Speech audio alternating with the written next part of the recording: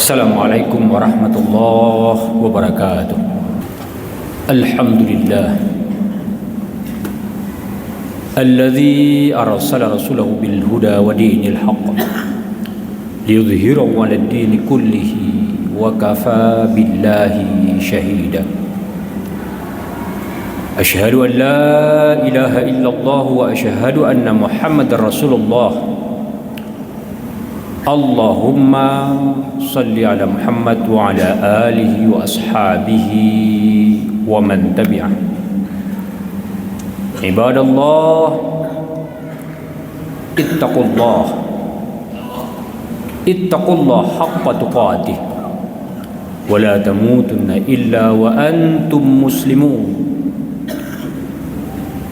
Wa qala Allah ta'ala fil Qur'anil Karim, A'udzu billahi minasy syaithanir rajim. Bismillahirrahmanirrahim. Wabtaghi fima ataka Allahu ad-daral akhirah wa la tansa nasibaka minad dunya wa ahsin kama ahsanallahu ilaik wala tabghil fasada fil ard innallaha la yuhibbul mufsidin. Sadaqallahul azim. Jamaah yang dirahmati Allah, mari kita bersyukur Allah pertemukan kita dengan hari yang mulia ini, dengan saat-saat yang mulia ini, saat-saat yang penuh berkah ini. Mari kita berselawat kepada Rasulullah sallallahu alaihi wasallam. Lisan beliau yang mengatakan bahwa hari ini hari yang mulia. Beliau yang menjelaskan kepada kita bahwa saat-saat ini, waktu-waktu ini adalah waktu yang sangat mulia. Pada kesempatan yang singkat ini, khatib mengajak kita semua merenungi firman Allah yang terdapat dalam surah Al-Qasas ayat 77. Allah Subhanahu wa taala dalam ayat ini memerintahkan kita manusia untuk mempunyai visi jauh ke depan. Wabtaghi fima ataqallahu ad-daral akhirah. Bahwa seorang muslim, seorang mukmin, visinya tidak boleh melihat besok saja, tapi besoknya itu menjangkau jauh ke depan. Maka Allah ingatkan kita di ayat ini, carilah pahala, keutamaan-keutamaan yang terbaik di negeri akhirat. Itu perintah ayat ini. Tapi ayat ini dalam satu tarikan napas mengajarkan kita bahwa kebahagiaanmu di akhirat itu memerlukan kesadaran yang penuh dalam dirimu, bahwa akhirat yang baik itu mempersyaratkan dirimu menyadari bahwa engkau hari ini masih diberi nikmat. Maka Allah sebut di ayat ini, wabtaghi fima ataqallahu daral akhirah. Pencapaian terbaikmu di akhirat itu memerlukan kesadaranmu memanfaatkan waktu yang Allah berikan padamu saat ini, saat engkau berada di dunia ini. Sambungan ayat itu mengingatkan kita rahmatullah, wala tansa nasibaka minad dunya. Ada bagian-bagian yang engkau harus capai itu, hai umat beriman. Orang-orang beriman itu nanti Rasulullah SAW dalam berbagai sabdanya mengingatkan kita bahwa akhirat itu tempat memanen. Apa yang akan engkau panen kalau tidak ada yang engkau tanam hari ini? Apa yang akan engkau harapkan di sana sementara tidak ada yang engkau lakukan saat ini? Wala tansa nasibaka minad dunya.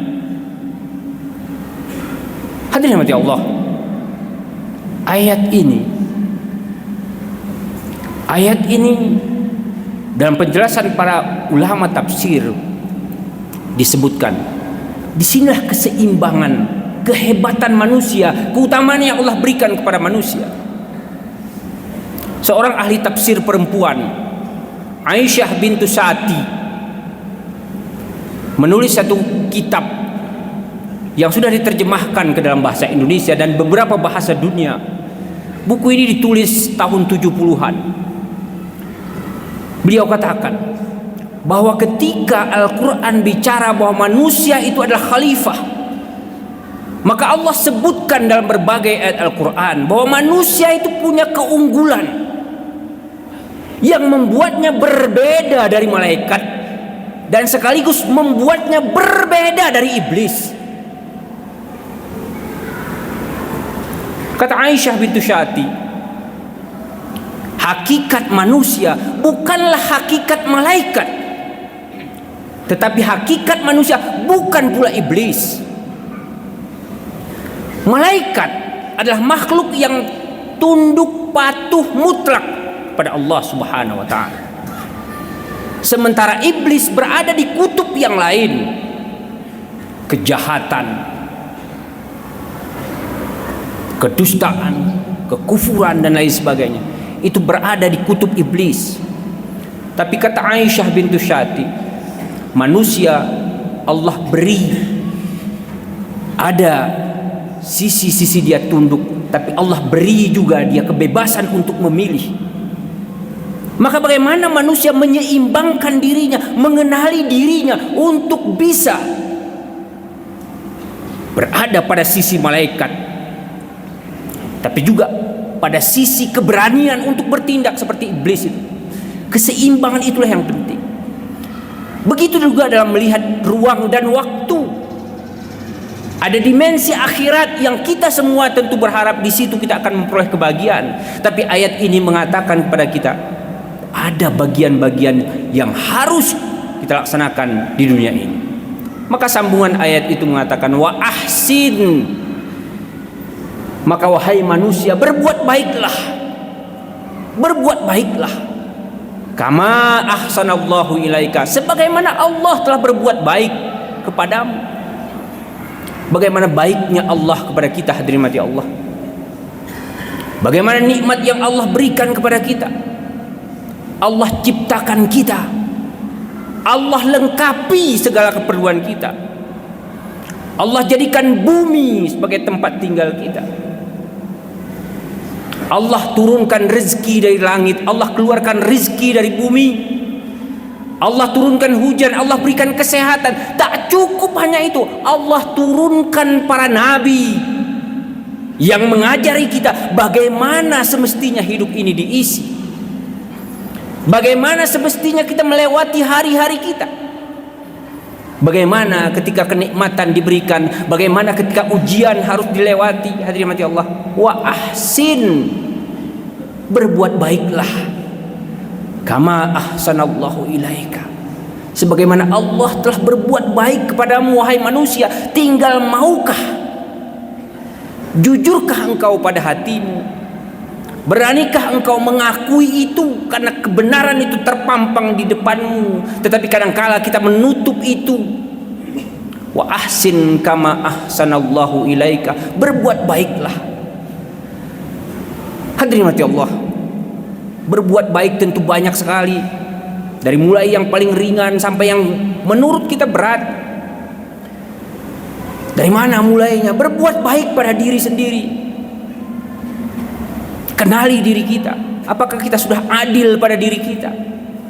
Apa hak-hak diri kita sudah kita penuhi? Satu ketika 3 orang sahabat berjumpa menghadap kepada Aisyah. berjanji kepada Aisyah, kami akan habiskan hidup kami untuk berjihad saja. Saya akan gunakan malam-malam saya untuk tahajud saja. Ada yang lain mengatakan saya akan puasa terus-menerus. Dilaporkan kepada Nabi. Apa kata Nabi? Aku Nabi, aku tidak melakukan seperti yang kamu inginkan itu. Aku makan ketika waktunya makan, aku tidur ketika waktunya tidur, aku menikah, kata Rasulullah SAW. Maka berbuat baik itu mulai dari diri kita sendiri. Berbuat baik kepada keluarga kita. Rasulullah SAW mengatakan, aku adalah orang yang paling baik pada keluargaku. Maka hadirin mati Allah, mengapa misalnya saat ini mungkin kita diganggu dengan berbagai pemberitaan, bagaimana mungkin ada seorang ayah melakukan kekerasan pada anaknya, seorang suami pada istrinya, atau seorang istri pada suaminya, bermacam-macam kita lihat. Hadirin mati Allah, padahal perintah Al-Quran jelas sekali, wa ahsin, berbuat baiklah. Bagaimana mungkin manusia di abad ini misalnya, ketika nanti tanggal 22 April dunia memperingati hari bumi, hari menanam pohon dan lain sebagainya, pada Al-Quran sudah bicara 15 abad yang lalu. Di ayat Al-Qasas ini juga Allah Subhanahu wa taala berfirman. Di surah Al-Qasas itu Allah berfirman, hadirin Allah, ingat akhirat, jangan lupakan bumi, berbuat baik kepada manusia, ingat kebaikan Allah padamu. Lalu Allah lanjutkan di ayat ini, wala tabghil fasada fil ard, jangan berbuat kerusakan di muka bumi. Kita baca di surat Rum nanti, hadirin Allah, dhaharal fasadu bil barri wal bahr. Siapa yang melakukan itu? Manusia. Padahal Allah tunjukkan manusia itu khalifah di muka bumi. Tugas manusia itu memakmurkan bumi, menggunakan segala yang Allah ciptakan di bumi itu untuk kemakmuran dirimu, kemakmuran masyarakatmu, kemakmuran generasimu. Hadirin mati Allah, orang-orang yang punya visi jangkauan yang pendek, dia akan berpikir bahwa dunia ini seakan-akan hanya untuk dirinya. Padahal kita berada di sini, hadirin mati Allah, itu karena generasi sebelum kita memikirkan kita di hari ini. Maka pertanyaan, apa yang kita sudah lakukan untuk generasi yang akan datang? Apakah kehancuran yang akan ditinggalkan? Hadirin mati Allah, ayat surah Al-Qasas ayat 77 ini merangkum tema yang sangat besar, yang menuntut kita untuk melakukan refleksi, melakukan perenungan yang serius, yang sungguh-sungguh. Bagaimana kita melihat akhirat itu? Bagaimana kita melihat dunia? Bagaimana kita melihat diri kita sebagai pribadi, sebagai anggota masyarakat, sebagai anggota dari sebuah bangsa? Apa yang bisa kita lakukan? Tentu hadirin mati Allah, ketika Allah berfirman wa ahsin kama ahsanallahu ilaika, maka yang dituntut di situ sesungguhnya, hadirin mati Allah, kita bertanya pada diri kita. Karena berbuat baik yang Allah sebut di ayat ini tentu hierarkinya, tingkatannya berbeda-beda di antara kita. Ada yang kebaikan kita itu dirasakan di keluarga kita saja, karena kita hanya pemimpin keluarga misalnya. Tapi ketika kita punya amanah yang lebih besar, maka kebaikannya tentu jauh lebih besar di situ. Wa ahsin kama ahsanallahu ilaika.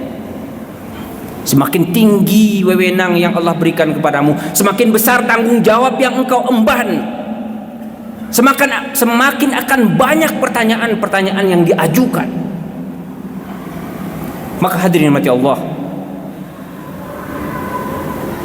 di hari Jumat yang mulia ini, di saat banyak sekali persoalan-persoalan yang kita hadapi saat ini, hadirin mati Allah, yakinlah Allah dalam Al-Quran senantiasa menjanjikan bahwa Allah senantiasa membersamai orang-orang yang berbuat baik.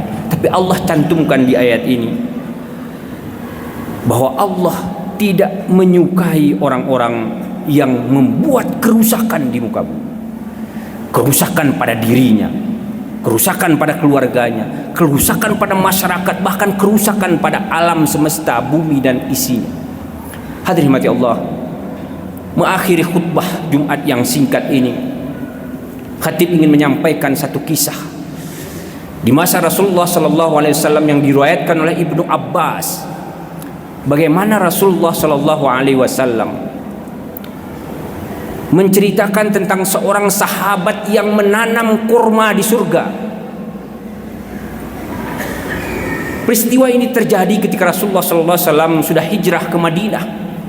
Ketika kelompok-kelompok masyarakat Muslim sudah tumbuh di Madinah itu, diriwayatkan ada seorang Muslim yang punya satu batang kurma yang tumbuh di kebunnya, tapi di sisi kebun itu ada rumah kecil di situ, ditinggali oleh seorang Muslim yang lain yang kondisi ekonominya kurang menguntungkan. Kurma yang tumbuh di kebun orang kaya ini itu condong rebah ke dekat rumah orang miskin ini. Dan dalam Islam walaupun perdui imposter tapi kecabangi serapua, maka orang yang di sebelah punya hak di situ. Tapi ternyata yang punya yang punya batang kurma ini, hadirin mati Allah, yang punya batang kurma ini, dia tidak rela kalau kurmanya itu yang jatuh dari tangkainya itu dimakan oleh anak-anak dari keluarga yang miskin tadi. Bahkan disebutkan di hadis itu, kalau ada buah-buahnya yang luruh itu, maka dia dengan cepat mengambilnya. Bahkan kalau dia lihat anak-anak yang miskin itu masih akan memasukkan kurma itu ke mulutnya, dia rebut dari tangannya.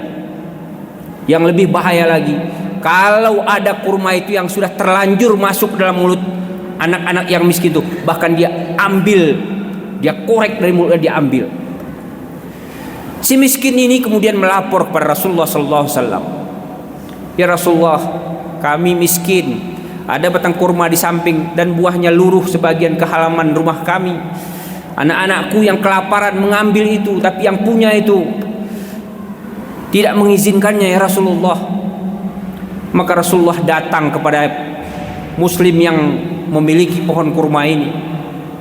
Rasul mengatakan, maukah engkau memberikan kurma itu? Allah gantikan bagimu pohon kurmanya di surga nantinya. Si kaya ini mengatakan, tidak, aku tidak rela, karena aku banyak punya batang kurma, tapi kurma yang medodoh gerdis wahai rumsilena. Oh yang paling sedap di antara batang kurma kuat gerkosah ya Rasulullah.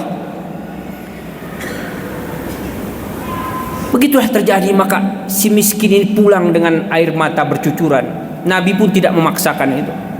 Tapi cerita ini didengar oleh seorang sahabat namanya Abu Dahdah. Abu Dahdah kemudian mendatangi Rasulullah SAW. Ya Rasulullah, apakah janjimu kepada Muslim yang punya batang kurma tadi bahwa kalau dia berikan batang kurmanya, engkau akan berikan batang kurma di surga? Itu hanya berlaku untuknya atau itu juga berlaku untukku? Rasul kemudian mengatakan, itu berlaku juga untukmu. Mendengar berita itu, Abu Dahdah kemudian mendatangi pemilik pohon kurma tadi. Kemudian dia berkata, bolehkah aku membeli pohon kurmamu itu? Si pemilik kurma mengatakan, kamu tidak akan mampu membayarnya. Abu Dahdah kemudian bertanya, apa yang engkau inginkan? Pemilik kurma itu mengatakan, aku akan menjualnya kalau engkau menggantinya dengan 40 batang kurma. Karena kurma itu kurma istimewa. Begitu katanya. Abu Dahdah kemudian mengatakan, baik, aku akan beli batang kurma itu dan aku gantikan dengan 40 batang kurma milikku yang terbaik. Diserahkanlah, serah terima. Pohon kormanya itu dijual. Setelah itu Abu Dahdah menghadap Rasulullah SAW. Ya Rasulullah, aku telah membeli pohon korma itu, dan sekarang aku berikan padamu ya Rasulullah, terserah engkau menggunakan seperti apa. Hadirin yang mati Allah, apa yang disampaikan oleh Abu Dahdah kemudian, yang dilakukan oleh Abu Dahdah itu kemudian, hadirin yang mati Allah, Allah turunkan ayat dalam surat Al-Lail, di mana Allah Subhanahu wa taala berfirman, orang-orang yang memberikan apa yang dimilikinya, maka bagi mereka pahala yang luar biasa. Hadirin mati Allah, tentu pertanyaan Abu Dahdah itu berlaku juga untuk kita. Kebaikan-kebaikan yang dilakukan, sekecil apapun mungkin bagi kita kecil. Bahkan Nabi katakan, senyummu untuk saudaramu sedekah. Apatah lagi menjaga alam ini, menggunakannya dengan sebaik mungkin, semakin bijaksana. Terlebih hadirin mati Allah, kita yang berada di dataran tinggi Gayo ini, Allah anugerahkan kepada kita alam yang demikian indahnya, yang ketika orang-orang datang kemari selalu terucap di mulutnya, alangkah indahnya negeri ini. Maka menjadi kewajiban kita bersama hadirin mati Allah, semua kita tentu dengan tanggung jawab yang berbeda-beda di antara kita, tapi komitmen bersama menjaga alam ini, menggunakannya sebagai bagian dari amal soleh kita, menjadikan penjagaan kita terhadap alam ini, memanfaatkannya dengan sebaik-baiknya, itu menjadi bagian dari bekal kita untuk menghadap Allah di akhirat nanti. Sebagaimana Allah sebutkan dalam surah Al-Qasas tadi, wabtaghi fima atakallahu daral akhirah wala tansa nasibaka minad dunya wa ahsin kama ahsanallahu ilaika wala tabghil fasada fil ard innallaha la yuhibbul mufsidin. Mudah-mudahan waktu tersisa yang masih Allah berikan kepada kita bisa kita gunakan sebaik-baiknya untuk menjadikan kita setiap hari bertambah, meningkat kualitas kita menjadi lebih baik dibandingkan dengan hari-hari sebelumnya.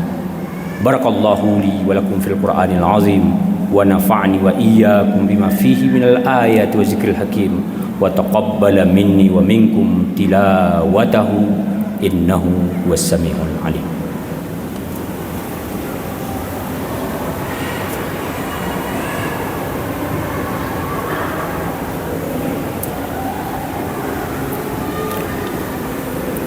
Alhamdulillah, alhamdulillahilladzi hadana lihada wa ma kunna linahtadiya laula an hadana Allah. Asyhadu an la ilaha illallah wa asyhadu anna Muhammadar Rasulullah. Allahumma salli ala Muhammad wa ala alihi wa ashabihi wa man tabi'ah. Ibadallah, ittaqullah ittaqullaha haitsuma kunta watbi'is sayyi'atal hasanata tamhuha wa khaliqin nas bi khuluqin hasanin. Wa qala Allah ta'ala fil Qur'anil Karim, a'udzu billahi minasy syaithanir rajim, bismillahirrahmanirrahim, wabtaghi fima atakallahu daral akhirah wala tansa nasibaka minad dunya wa ahsin kama ahsanallahu ilaik wala tabghil fasada fil ard innallaha la yuhibbul mufsidin. Sadaqallahul azim. Allahumma ighfir lil muslimina wal muslimat wal mu'minina wal mu'minat al ahya'i minhum wal amwat wa tabi' bainana wa bainahum bil khairat rabbighfir warham wa anta khairur rahimin. Rabbana zalamna anfusana wa illam taghfir lana wa tarhamna lanakunanna minal khasirin. Rabbana atina fid dunya hasanah wa fil akhirati hasanah wa qina adzabannar. Ibadallah, innallaha ya'muru bil adli wal ihsan wa ita'izil qurba wa yanha 'anil fahsya'i wal munkar wal baghi ya'idzukum la'allakum tazakkarun wa la zikrullahi akbar.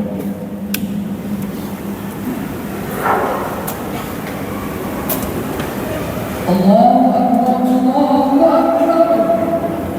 Syahadu an la